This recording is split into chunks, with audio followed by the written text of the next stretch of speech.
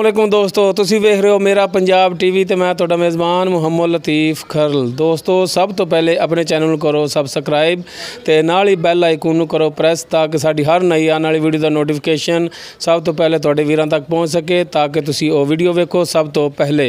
दोस्तों अज भी तुहाडा वीर रोज़ाना की निस्बत एक गाय की वीडियो लैके हाज़र होया। उम्मीद करांगे कि तुहानूं ये वीडियो बड़ी पसंद आवेगी ते कैमरामैन साहब नूं रिक्वेस्ट करांगे कि गाय दिखाण तसल्ली दे नाल। सिर वाली बात शुरू हो जाए जी। काला सिर रंग है जी, मत्था इनका सफेद तो 4-4 इंच इसके सिंह है। तसल्ली नाल दिखा ना हर एक चीज़ ठहर ठहर के दिखा, तसल्ली कर लो जी। मुकम्मल इसका कद जोड़ा जी वो भी दिखाओ जी, बिल्कुल सारा मुकम्मल कद सामने हो जाओ ना। तो हुण दिखाओ हवाना इसका माशाअल्लाह देखो जी, मुठ भर थण ने ते पूरियां विरलां ते जिवें मझ दा वाहना हुंदा ना जी, जिन्होंने लोग कहते हैं जी गिठ गिठ ते थण ने, कोई कहता जी मरले मरले ते थण ने जी। तो मुकम्मल हवाना दिखाओ, इनका मुकम्मल पुट्ठा दिखाओ। कैमरामैन तुहानूं तसल्ली नाल दिखा रहा जी। दूसरी साइड भी दिखाओ जी। गां बड़ी सियाणी है कि अपनी साइड उन्हें बदल ली है। मुकम्मल दिखाओ, फिर इधर हवाना भी दिखाओ इसका। तो मालक नूं कहांगे कि थोड़ा जिहा इहनूं टोर के भी दिखाओ। टुरन दे विच माशाअल्लाह लगदी तो ठीक भी जिवें छाणा मारदी है। तो माड़ा जिहा टोरिया जे, टोर के दिखाया जी। इवें सीधी टोरो जी। कैमरामैन साहब पिछे पिछे रहना जी, इसदे मुकम्मल विच आवे जी। टुरदी भी माशाअल्लाह टुरन दे विच बिल्कुल ठीक है। पैरां पूरां वालों साफ सुथरी है, कोई लंग शंग नहीं हैगा इहदे। लिओ जी पिछे माशाअल्लाह ठीक सेहतमंद है गां। तो बाकी ये मालक दे नाल करांगे गल्लां बातां, पुछा दसांगे कि इनका की हिसाब किताब है। सूण वाली है, सूई है तो किनवा सूआ सूई या किनवा सूआ सूना है इन्हें, ये मालक दा पुछांगे। तो आओ जी दिखाओ दिखाओ तसल्ली नाल वाना दिखाओ, चार शेरों दिखा लो, किसी चीज़ की कमी ना रहे दिखाने दे विच। आ जा माई तरह थापियां ना दिओ, आ जाओ इधर गल सुनो। अस्सलाम वालेकुम जी। वालेकुम सलाम। हाँ जी, यहीं मूँह कर लो चैनल वाले थोड़ा जा तो रोशनी पवे तो दिमाग की माशाअल्लाह थोड़ा जा ना ठंडक रवे, सिर ते साफा तां लिया। अच्छा जनाब ये दसो कि गाय केड़ी नस्ल दी है? ये जी गां फ्रीजन नस्ल दी। फ्रीजन? हाँ जी। क्रास च या क्रास च किस च क्रास है? फ्रीजन च। फ्रीजन हाँ जी। वलैती च क्रास है या यार क्रास लैतन फ्रीजन क्रास होंदी। अच्छा ठीक हो गया जी, ठीक हो गया।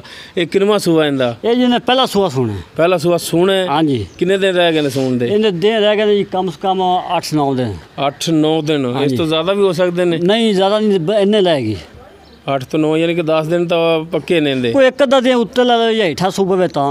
अच्छा वो गल कोई। चलो जी मान लेने कि 10 दिन लवेगी सूण दे विच। जी ठीक हो गया। हाँ जी। तो ये दसो कि तुसी गाय कित्थों खरीद करके लियांदी है? घर दी तो तुहाडी है नहीं दी। अगे मैं आया सा तुहाडी वीडियो अगे बनाण, अगे नहीं आया सी इत्थे। बिल्कुल जी, मैं खरीद करके लियांदी।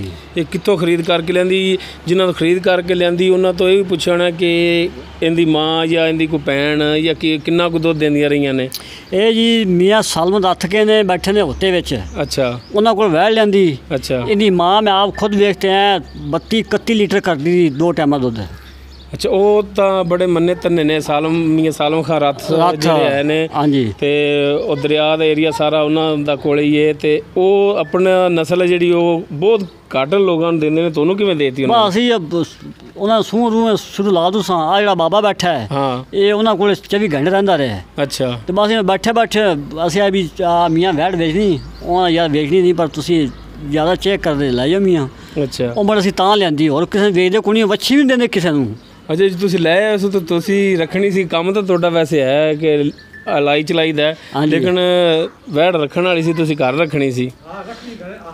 यार घरे भी रख लांगे, एडी गल कोई नहीं। अल्लाह माफी देवे, वैड़ कि रंग ना विक जाए वेच लांगे, ना विक जाए रख लांगे। अच्छा चलो फिर इनका कोई मुनासिब जिहा रेट दसो। हाँ पक्की गल ही होवे। हाँ जी 2-30 लाए। 2-30 दी? हाँ जी। यार वैड़ तो मानने कि सोहनी भी है तो चंगी भी है तो इन्हें शक नहीं हैगा, लेकिन 2-30 रेट तेरा यार मेरी समझो बाहर है।